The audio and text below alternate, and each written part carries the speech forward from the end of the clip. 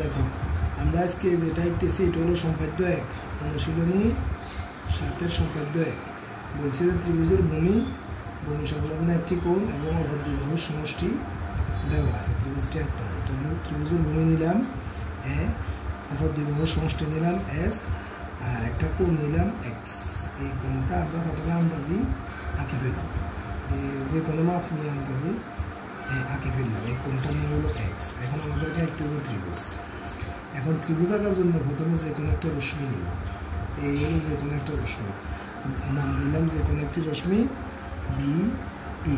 রশ্মির এক পাশে প্রান্তবিন্দু থাকে আর এক পাশে প্রান্তবিন্দু থাকে না। এখন আমি যে কম্পাস দিয়ে এবার মাপগুলো নিব, যে মাপগুলো দেওয়া আছে, কী কী মাপ দেওয়া আছে? ত্রিভুজের ভূমি সংলগ্ন একটি কোণ এবং অপর দুই বাহুর সমষ্টি।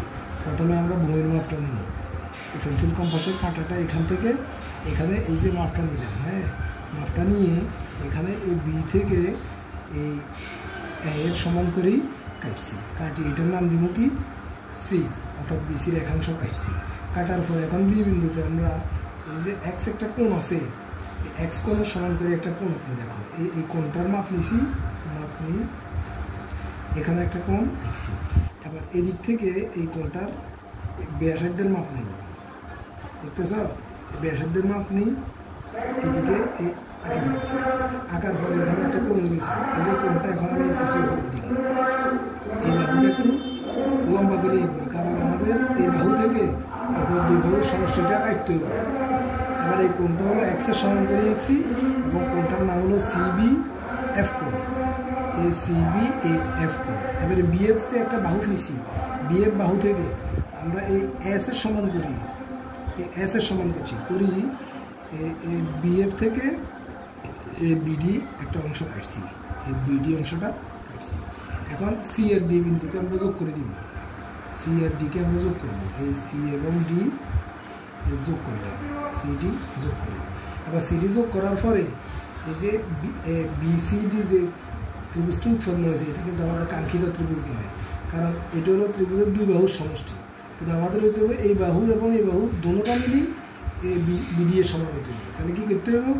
এখন যে ডি বিন্দুতে একটা কোণ আঁকতে হবে, যেই কোনো ব্যাসার্ধ নেই, আন্দাজি যে কোনো আপনি এখানে একটা কোণ আঁকলাম, ঠিক ওই কোণটা সমান করে এখানে একটা কোণ আঁকলাম। এবারে এই কোণের যে ব্যাসার্ধ, এখান থেকে এখানে মাপ নেব, এখান থেকে এখানে মাপটা নেব, নিয়ে এখান থেকে এখানে আঁকার পরে এখানে যে কোণটা উৎপন্ন হয়েছে এই কোণটা আঁকিয়ে দেব।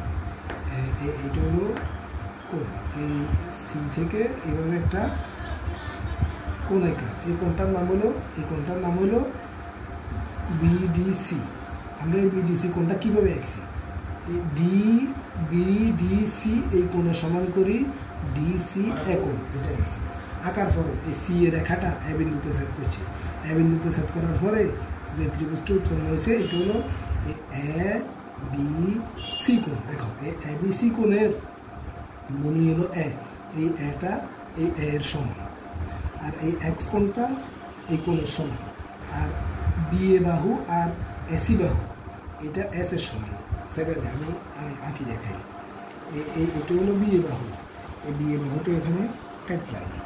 তারপরে এটা হলো এই আরেকটা বাহু, এই যে দেখো আরেকটা বাহু মিলে গেছে, দেখছ? মানে এই বাহু আর এই বাহু মিলি এই বাহু সমষ্টির সমান হয়েছে। আমাদের ভিডিও শেষ।